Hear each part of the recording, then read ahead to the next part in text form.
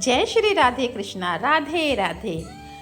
भक्तों, स्वागत है आप सभी का।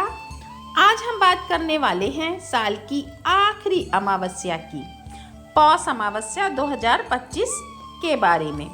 यह सिर्फ एक तिथि नहीं है, बल्कि पितरों का आशीर्वाद पाने का दिव्य अवसर भी है।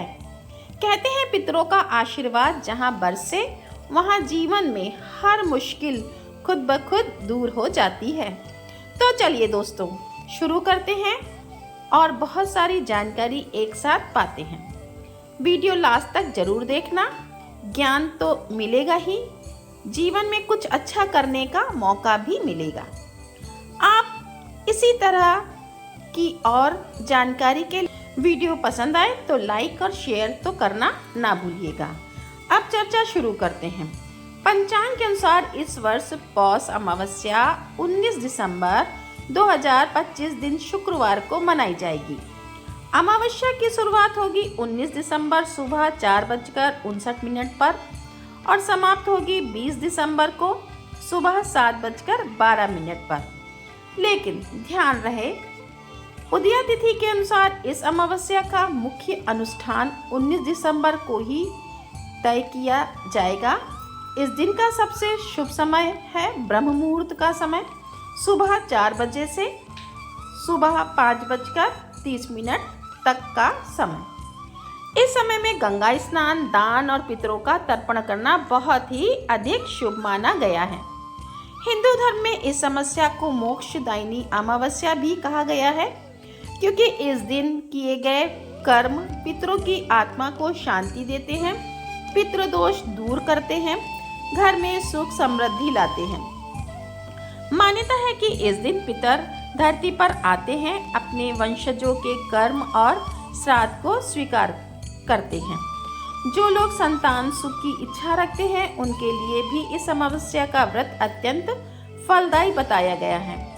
धार्मिक ग्रंथों में कहा गया है, सच्चे मन से किया गया तर्पण पीढ़ियों का मार्ग प्रशस्त करता है। अब बात करते हैं पौष अमावस्या पर पूजा किस तरह करनी है। थोड़ा सा बता देती हूँ। सुबह जल्दी तड़के उठकर ब्रह्म मुहूर्त में ही स्नान करें। जो शुभ दिन होते हैं उसमें जल्दी उठना बहुत ज़रूरी होता है। यदि संभव हो तो गंगा स्नान करें या किसी पवित्र नदी में स्नान करें। अगर संभव ना हो तो घर में ही नहाने के जल में गंगा जल मिलाकर स्नान करें। स्नान के बाद पितरों के नाम से तर्पण करें। काली तिल, कुश, दूध और जल का प्रयोग करें। दीप प्रज्वलित करें, पितरों का स्मरण करें। घर के ब्रह्म स्थान में शांति पाठ या गायत्री मंत्र का जाप करना बहुत शुभ होता है। दान में तिल, काले वस्त्र, भोजन, कंबल, गुड़, आटा, इन चीजों का दान बहुत ही पुण्यदायी माना जाता है। कहते हैं दान ही वो पुल है जो मनुष्य को पितरों और देवताओं से जोड़ता है।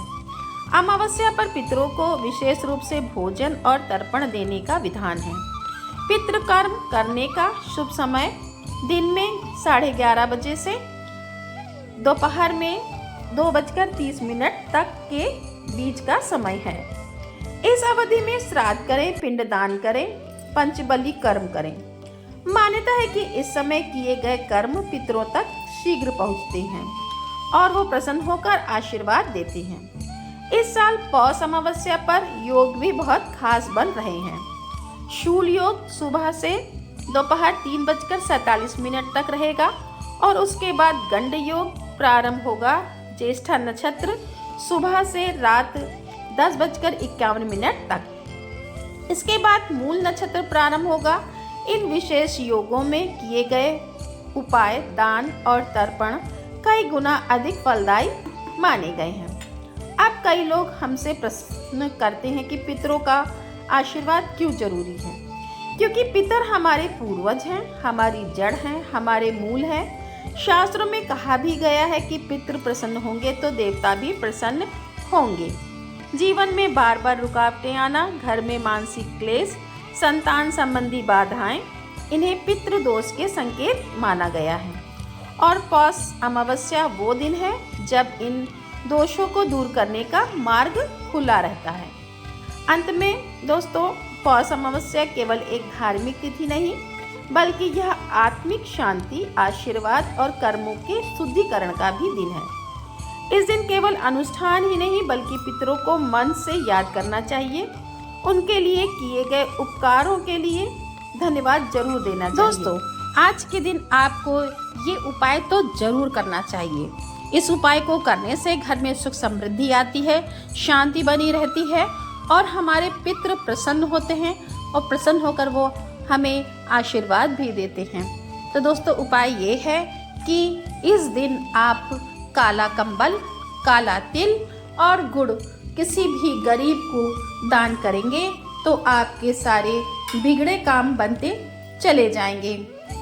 तो दोस्तों, आपको यह वीडियो कैसा लगा? अच्छा लगा हो तो वीडियो को लाइक करें, कमेंट में राधे राधे लिखें, चैनल को सब्सक्राइब करें और हाइप करना तो बिल्कुल ना भूलें। राधे राधे।